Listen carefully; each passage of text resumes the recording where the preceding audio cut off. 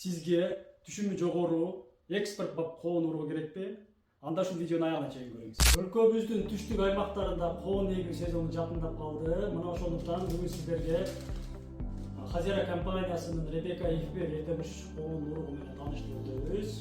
Вегетациялык мезгили 65-70 күн, салмагы 2,5-4 кг, формасы сүйрүү, өңү кызгылт сары түстө, абдан даамдуу, калтыраган шийлүү, болжолдуу, курамында 12-13% сахарды камтайт. Негизги өзгөчөлүктөрү узун сапактары жана күчтүү тамыр системасына ээ. Кургакчылыкка жана стресстик шарттарга жана фузариозго, мучнистый росага жана башка ооруларга чыдамдуу. Себүү нормасы гектарына орточо 8,000–10,000 урук керектелет. Коонду узак аралыкка ташууга болот. Түшүмдүүлүгү абдан жогору. 1 гектардан орточо 40–80 тонна аралык түшүмдүүлүгү болот. Ребека Ифбер коон уруктарын алуу үчүн Байдыканын бардык агромаркеттерине кайрылыңыз. Ушул жерде эскертүүчү жагдай.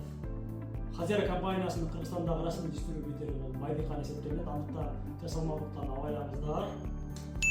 Бизге катталыңыздар. Мындан